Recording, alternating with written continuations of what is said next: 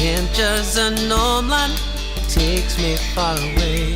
Adventures in Gnomeland to the place I wanna stay. Imagination running wild tells my heart to roam, but I pray that adventure takes me home. Imagination running wild tells my heart to roam, but I pray that adventure takes me home. Welcome to Imagination Wild's Adventures in Gnomeland. Last time the gnomes set out down a raging river, tumbled over a waterfall into the sea, only to be nearly eaten by 2 hungry sea monsters. The gnomes sure aren't making much progress toward paddling to the rock island. Well, get your paddle ready for this latest episode of Adventure at Sea. Dude, stop! We're going nowhere, bro. Look, we don't have time for a paddling lesson. I'll stay on this side, you two stay on the opposite side together. But Jimmy, I need to practice. Dude, there's no time for that. Just pretend that if we don't paddle hard and fast, we'll be eaten by 2 imaginary sea monsters. Now come on, dudes, let's get out of here. With that thought in mind, it didn't take but a couple minutes for these 3 to reach the rock island. Meanwhile, the monsters had lost sight of him and decided to seek their lunch elsewhere. Tired and worn out from their adventure, the 4 friends dragged themselves onto the rocky beach and collapsed, grateful to be alive.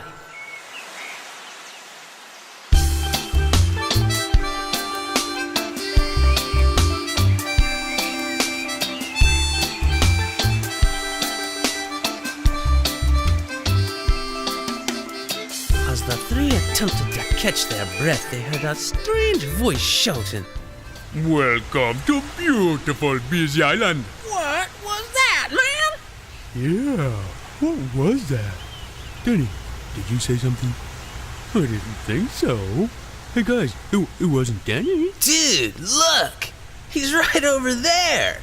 And a small boat filled to the brim with water at the base of the only tree on the island, more like a rock with a stick poking out of the middle of it, sat a very large, dark-skinned fellow with wild hair wearing a necklace with a single tooth on it.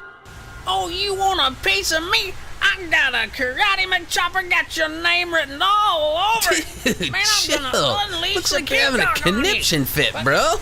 You gotta get a handle on yourself, Stick, man. This old dude's not gonna hurt anyone. Gotta get ready. Hey, what's your name, bro? Busy, brother. You know, be easy, busy. Ha! Oh, yeah, excuse me, Mr. Easy, sir. Where are we? Call me Busy Boy. And you're on Busy Island. What's that, Denny? Oh, yeah. Denny wants to know where all the rest of the folks are. Well, the only one with me is over there. His name is Coco. Dude, I hate to break it to you, bro, but that's a coconut, dude. Ah, be ashamed yourself, boy. That's Coco. Okay, dude, whatever you say. What's that, Denny? Oh, yeah, Jimmy, Denny was talking with Coco, and he said that you hurt his feelings calling him a coconut. Let's not go through this again, bro. Coco, I'm sorry I called you a coconut, dude. It was a simple mistake, okay? Can we get on with getting out of here? Yeah, man, I don't really care who he is. Let's just giddy up out of here. Why anyone won't leave this paradise? Yeah, I must say you have built yourself quite an oasis. It's just that we want to get home to our parents, and we have to get that home too. Who's that?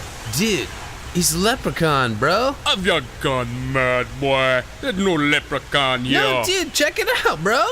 So the 3 gnomes sat beneath the tree while Jimmy, determined to prove his pint, took the jewel out and gave it a rub.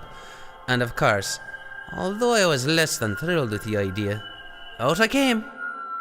Ah, black magic, boy. Settle down, you sun-dried island dweller. It was magic got me stuck in here, but there's no danger to you. I'm just trying to get myself home, and these misguided gnomes are only trying to help in their own haphazard kind of way. Thad, that's one of the nicest things anyone's ever said to me. Dudes, it's awesome having this time to bond and all, but We need to find a way off this island. No offense, Beezy. By the way, dude, what's that you're sitting in, bro? You mad boy, it's me tub for bathing. Beezy lad, no offense to you, but it looks an awful lot like a boat to me. Boat, ha! I've no use for boat here. Beezy, can I talk to you for a second, dude? What you want, brother? Guys, you stay here. I'll be right back. Thad, can you go back inside, buddy?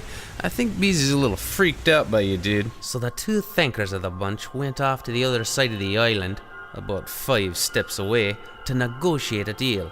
Meanwhile, I retreated back into me jewel while the other two sat under the lonely wilted palm tree.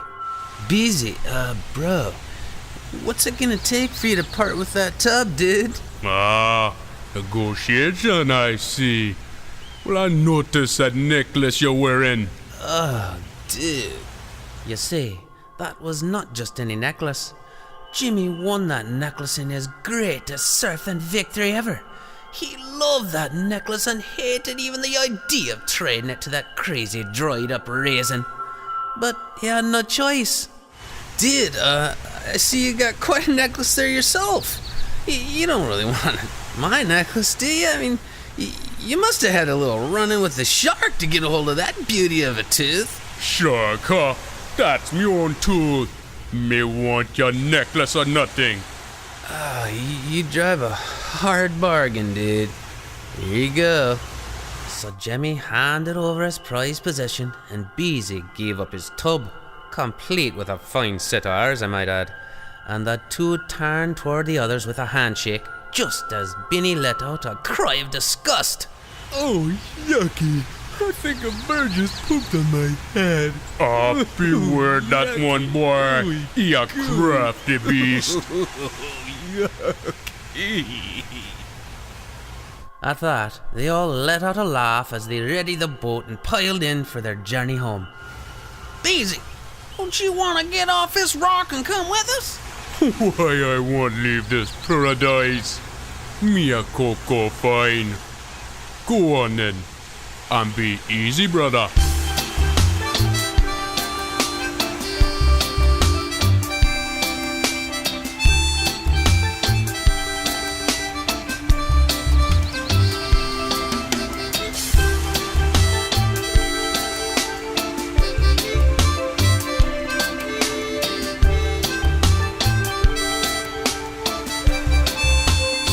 After Beanie cleaned himself off with his own shirt, the three waved goodbye and set out for the journey home. All of them believed the worst was behind them when suddenly, off in the distance, they noticed the two sea monsters. Oh, great! Here we go again! We're dead, man! We're dead! Patrick, listen, dude. Remember how we got away last time? Yeah, they almost ate us quicker than chicken wings at a barbecue! But they didn't. And why? Because they were fighting over us and we caught that huge wave they made in the process. If we can just get close enough to them to catch one of those waves, we can ride it to shore. Hey, you overgrown slabs of whale blubber! Over here! Jimmy, it's really not nice to call names. You could hurt their feelings. Benny, the only thing they feeling is hungry. And stop yelling at them, Jimmy! Dudes, did you see the size of the wave they made when they hit each other last time? They both want us. If we can get one of them to come in our direction, the other one will definitely not be happy, dude. He'll have to come after it, and cowabunga, dudes, we're home free. They'll make a wave big enough for us to ride to shore. It's the only way, dudes. Come on. It's gonna be awesome. Okay, Jimmy, there's nothing awesome about name calling. But if it's the only way, I suppose. Reluctantly, each of them began to yell and taunt the monsters. Finally, one of the beasts turned and headed straight for him as the other one disappeared. Great! Now we've really done it! Help! Just as the first monster came hurtling toward the helpless gnomes, out of the deep came the other monster, breaching the surface just beside the raft. It was huge, bigger than any of them could ever have imagined. Patrick didn't even have time to be frightened as the monster slammed into the little boat, pitching him forward into the swirling sea. Down he went into the dark, cold depths below. He was certain he was a goner when suddenly, out of nowhere, a hand reached out and grabbed him by the collar. He was pulled to the surface, gasping for air. It was Jimmy that saved him, and that's for sure. Shaken from the cold and fear, the two gnomes climbed back into the tiny boat just as the monster resurfaced. Dude, that was close. You okay? Yeah, I think so. Man, I thought my goose was cooked for sure that time. Oh, thanks, Jimmy. I owe you one. Don't mention it, bro. You'd have done the same for... Before he could even finish his sentence, the two dueling monsters slammed into each other, causing a giant wave to rise out of the sea and carry the gnomes towards shore, just as Jimmy had predicted. Awesome! Hang 10 and drop into the pipe, bro. We're going home. Man, we're gonna die!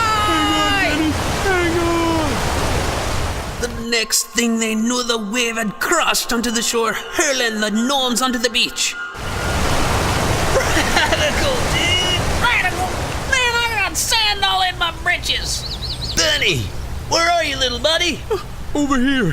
Hey, ouch! What's wrong, Benny? What's wrong? I got a crab pinching my hiney. He aches. As Benny pulled the crab from his hindquarters, the others let out a burst of laughter. Oh, gnarly! Hey, dudes! We made it! We're home, dudes! Thank goodness. Hey, what about that? Yeah, man. We never got him home. Jimmy pulled out the jewel and gave it a rub. Reluctantly, out I came, trying not to show my disappointment, knowing full well these little guys had risked their lives for me, and we had all narrowly escaped our demise.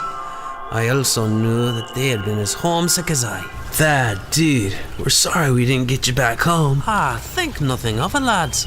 You needn't bother again. I think we've all had enough adventure to last a lifetime. No way, dude. You're one of us now. We're not gonna leave you, bro.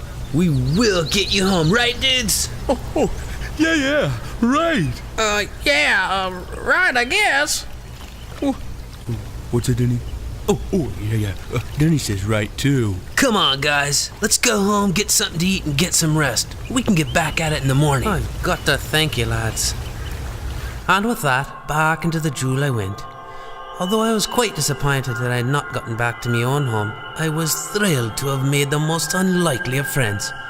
We were forever bonded by adventures in Gnomeland. What an exciting adventure. I can't wait to see where their journeys take them next in the quest to get Thad home.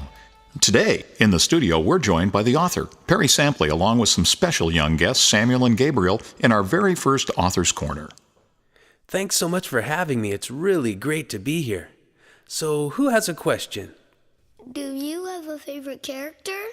Wow, that's a really good question. I can't say I have a favorite character. I really enjoy them all so much. They're all very different personalities, energy. So no, I don't have a favorite character. How about Gabriel? Gabriel, do you have a question for me? Why does Patrick have a southern accent? Wow, that's a good question too. Well, growing up, my grandparents both came from the South, so I always loved being around them and listening to the way they talked because they both had Southern accents. So that's kind of why I chose one of my characters to have a Southern accent. Thanks for joining us. We look forward to doing this again. Until next time, be sure to let your imagination run wild.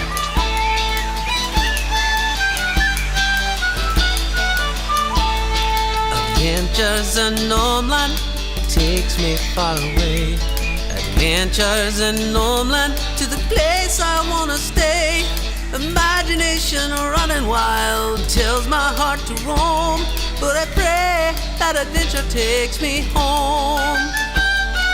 Imagination running wild tells my heart to roam, but I pray that adventure takes me home.